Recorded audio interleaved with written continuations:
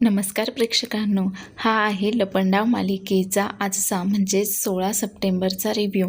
तर यामध्ये आपण पाहिलं की सखी जी आहे ती तिच्या आईकडे स्टेजवर आलेली असते व तिला मिठीच मारते।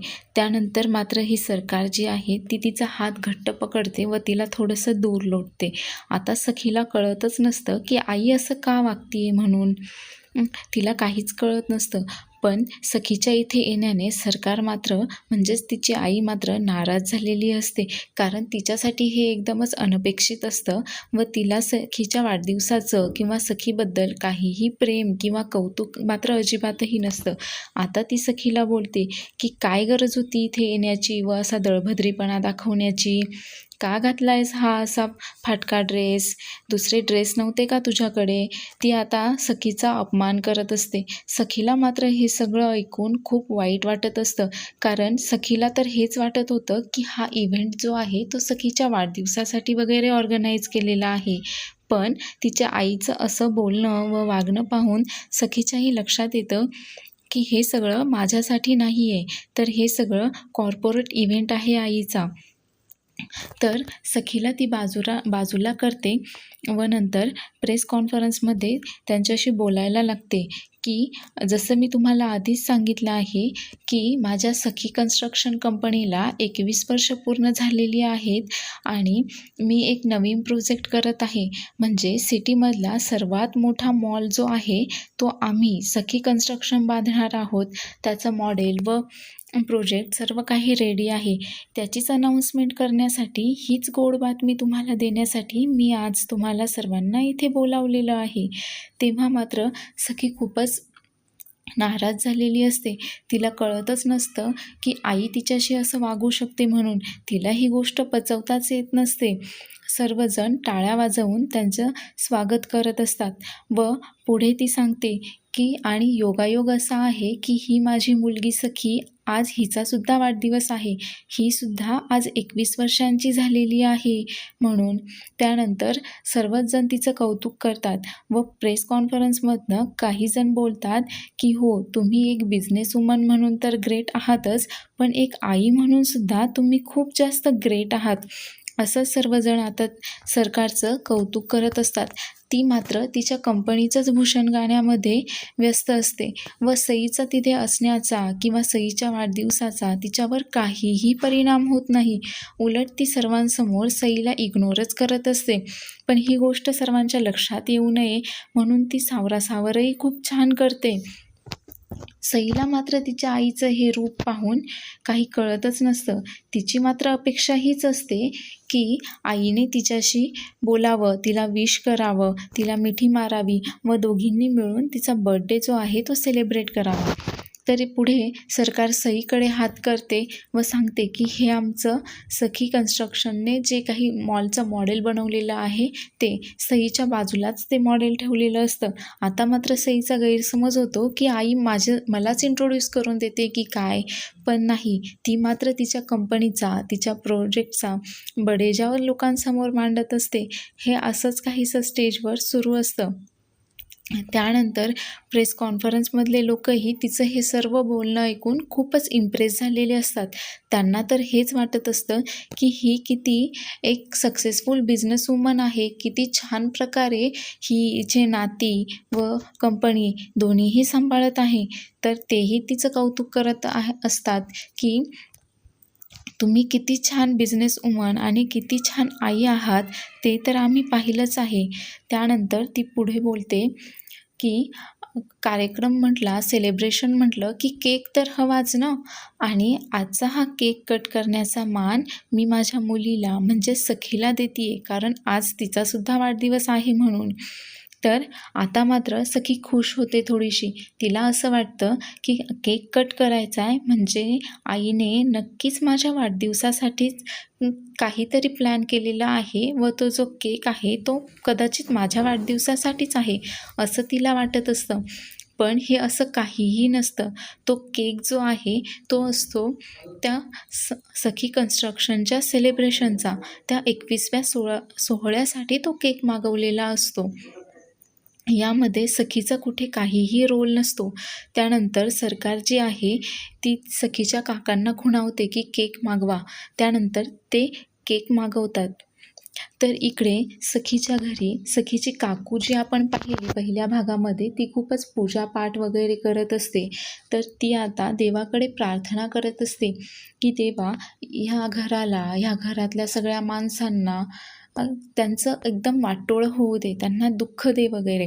आता आपल्याला असंच वाटेल की ही जी तिची काकू आहे, इतकी ती धार्मिक वगैरे दाखवली आहे, तर ती देवाकडे घरच्यांसाठी काहीतरी चांगलं मागेल वगैरे, असंच कोणालाही वाटेल.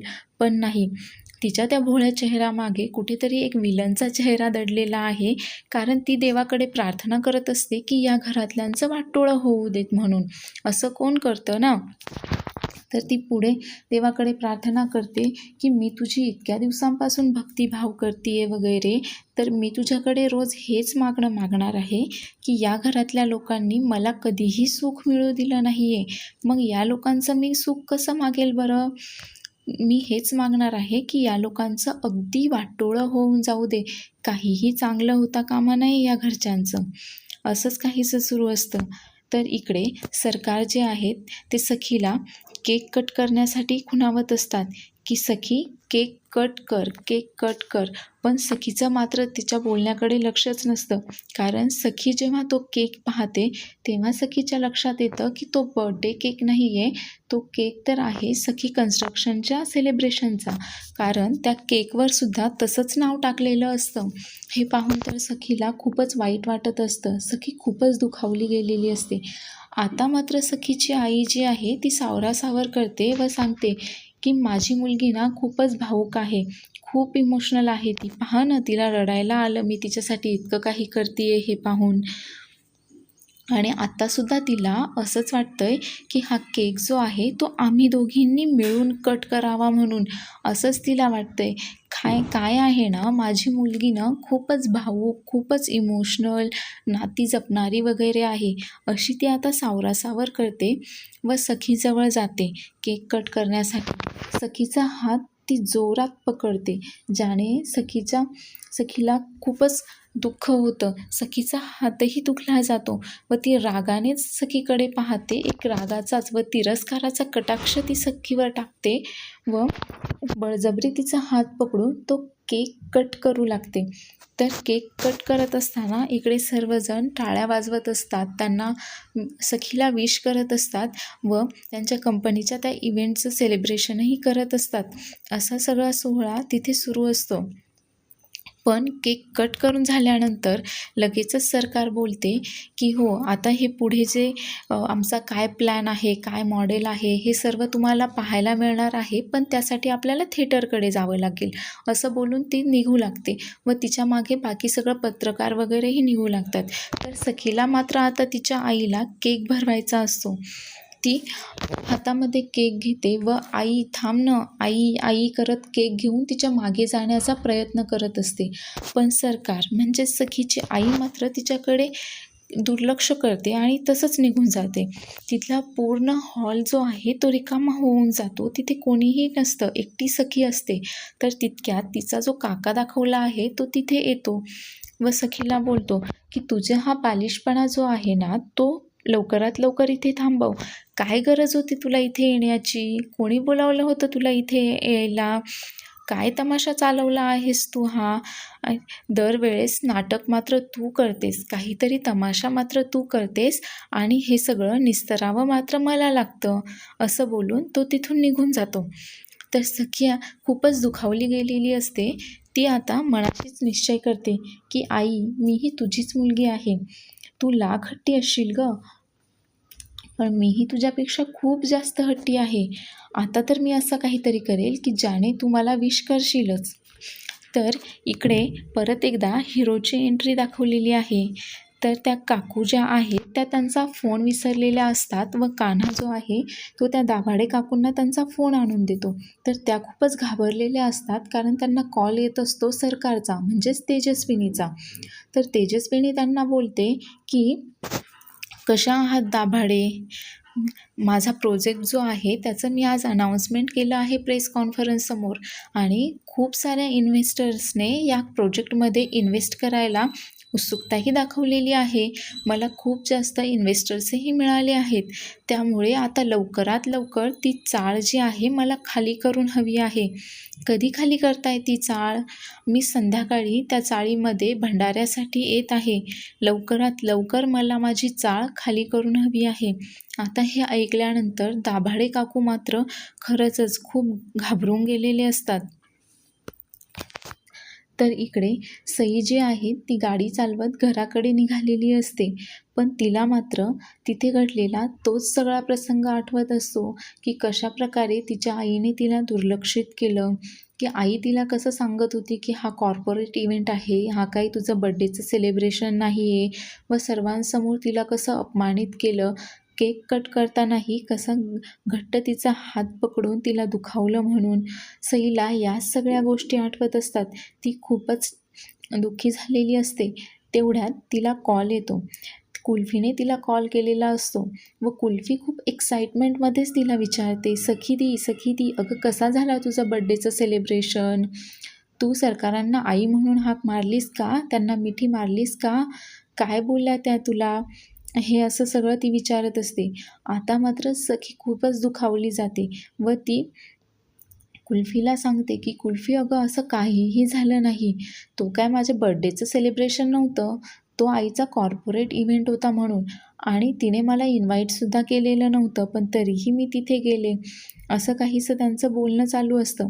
तर तितक्यात तिच्या डोक्यात येतं की मला आता काहीतरी असं करायला पाहिजे की जेणेकरून आई मला विश करेलच व ती माझ्याशी बोलेलच. तर याच्याच नादात सई जी आहे ती रॉंग वेने गाडी घालते व सरळ तिथे जी पोलिसांची जीप उभी असते तिला जाऊन धडकते. आता मात्र ते पोलिसही तिला अटक करून घेऊन जातात. तर इकडे सरकार त्यांच्या ऑफिसमध्ये बसलेले असतात. तर एक जण येऊन त्यांना फाईल देतो. तर फाईल दिल्यानंतर खूपच तिरस्काराने ते त्याच्याकडे पाहतात व त्याला जाण्यासाठी खुणावतात. तर ती फाईल असते पॉवर ऑफ अटॉर्नीची. तर ॲक्च्युली ती जी सगळी प्रॉपर्टी आहे ना त्यांची, ती सगळी असते सखीच्या नावावर आणि या सरकारांना फक्त सखीच्या नावावरची प्रॉपर्टी स्वतःच्या नावावर करून घ्यायची असते. तर तितक्यातच न विचारता तो सखीचा मोठा काका जो आहे ना, तो त्यांच्या ऑफिसमध्ये येतो. आता त्याला पाहून ते खूपच तिरस्काराचा कटाक्ष त्याच्यावर टाकतात. तेव्हा तो सांगतो की पोलिसांचा फोन आहे, मला माफ करा, मी न विचारताच आत आलो म्हणून. तर इकडे पोलीस त्यांना सरकारांना सांगतात की नमस्कार सरकार, ॲक्च्युली तुमची मुलगी जी आहे तिचा थोडासा अपघात झालेला आहे, त्यामुळे आम्ही तिला पोलीस स्टेशनला घेऊन आलेलो आहे. म्हणजे तिनेच आम्हाला तसं सांगितलं की मला तुम्ही पोलीस स्टेशनला घेऊन चला, माझी आई मला सोडवायला येईल म्हणून. तुम्ही बोलता का तिच्यासोबत? आता मात्र ही सरकार म्हणजेच तेजस्विनी खूप चिडते सईच्या या मूर्खपणावर. तेव्हा सई बोलायला फोन घेते व बोलते की आई येशील ना आता मला सोडवायला? अगं तुला यावंच लागेल, लवकर ये हं, मी तुझी वाट पाहतीये इथे. आता मात्र ह्याला सरकारला काय करावं तेच कळत नाही. मात्र ती सखीवर खूपच जास्त चिडलेली आहे हे मात्र नक्की. आता इकडे सखी पोलीस स्टेशनला तिच्या आईची म्हणजे सरकारांची वाट पाहत असते. वाट पाहता पाहता रात्र होऊन जाते, पण ती काही येतच नाही. ती तिथल्या लेडी कॉन्स्टेबलबरोबर गप्पा मारत असते की खूप भारी वाटत असेल नाही वर्दी घालून रोज असं ऑफिसला येण्यासाठी. माझ्या बाबांचीही हीच इच्छा होती की मी पोलीस बनावं म्हणून आणि लवकरच मी त्यांची इच्छा पूर्ण करणार आहे म्हणून. तितक्यात तिथे गाडीचा आवाज येतो. तर सखी बोलते, हे पहा आलीच माझी आई. तर सखीचा काका जो आहे तो आत येतो वकिलांना घेऊन सखीला सोडवण्यासाठी. तेव्हा सखी त्यांना विचारते की आई कुठे आहे व ती तिच्या आईला शोधत असते. तर तो सांगतो की आई कशाला हवी आहे, मी आलो आहे ना इथे, असं त्यांचं बोलणं सुरू असतं. आता मात्र सखी खूपच चिडते व तिचा आवाज वाढतो. आवाज वाढवूनच ती काकाला विचारते की आई का नाही आली आहे, कुठे आहे ती? त्यावर तो काकाही चिडतो व सखीला ओरडतो, हे बघ तुझा मूर्खपणा बंद कर. 21 वर्षांची झालीस तू तरीही तुला अक्कल आली नाही. तुझा बालिशपणा काही संपत नाही. म्हणजे चुका तू करतेस पण निस्तराव्या मात्र त्या पूर्ण कामत फॅमिलीला लागतात. असं तो तिला ओरडत असतो. आता मात्र सखी खूपच दुखावली जाते व एकटीच रस्त्याने घराकडे जाण्यासाठी निघते. तिला झाला गेला सगळा तोच प्रसंग आठवत असतो. खूपच दुखावलेली असते ती व जाता जाता ती त्या सई सदन चाळीजवळ येते जिथे साईबाबांचं मंदिर असतं. तर तिला तिच्या लहानपणीचा किस्सा आठवतो की जेव्हा तिचं नाव जे दिलेलं असतं सखी सदन, ती तिच्या आईबाबांना सांगते की सखी सदन चाळ म्हणजे माझी चाळ, पहा ना माझं नाव दिलेलं आहे या चाळेला. तेव्हा तिची आई तिला समजावते, हो अगं ही चाळ तुझी नाही आहे किंवा आपली नाही आहे, ही तर आपल्या सर्वांची चाळ आहे, पण आपण फक्त ती बांधून दिली आहे एवढंच. आणि तिचे बाबाही तिला तेच समजावत असतात व सांगतात की सखी, जेव्हा कधी तुला एकटं झाल्यासारखं वाटेल, काही प्रश्नांची उत्तरं मिळणार नाहीत किंवा आयुष्यामध्ये काही प्रॉब्लेम्स असतील, तुला असं वाटेल की हे प्रॉब्लेम सॉल्व्ह होत नाही आहे, काही संकटं असतील, तर तेव्हा तू साईबाबांना साकडं घाल, ते सर्वांचं ऐकतात म्हणून. आता तिला हे पटतं व ती साईबाबांच्या मंदिराकडे जात असते. तर इथेच तिची हिरोसोबत पहिल्यांदा ओळख होते, भेट होते. तर कान्हा जो आहे तो फुलांची टोकर घेऊन त्याच्या मित्रासोबत तिथून जात असतो. पण तितक्यात एक लहान मुलगी त्याला धक्का देऊन पुढे जाते. त्याच्यामुळे त्याच्या हातून ते सगळे फुलं खाली पडतात व ते पडतात सखीवर. तर त्याला खूपच वाईट वाटतं व तो सखीला विचारत असतो की तुम्ही ठीक आहात ना, तुम्हाला लागलं तर नाही ना. पण त्याचा मित्र जो की खूप घाईगडबडीत असतो तो कान्हाला हाताला धरून ओढतच घेऊन जातो की अरे चल, तू काय करतोय, आपल्याला उशीर होतोय म्हणून. आता मात्र सखीला काहीतरी पॉझिटिव्ह वाईब्स येत असतात. ती तशीच मंदिराकडे जाते, बाबांसमोर हात जोडते व तिचे दुःख सांगू लागते की ही माझी आई आहे, पण ती माझ्याशी असं का वागतीये? माझी आई असूनही मी तिला आई म्हणू शकत नाही आहे. मला तिला सरकार म्हणावं लागतंय. असं का?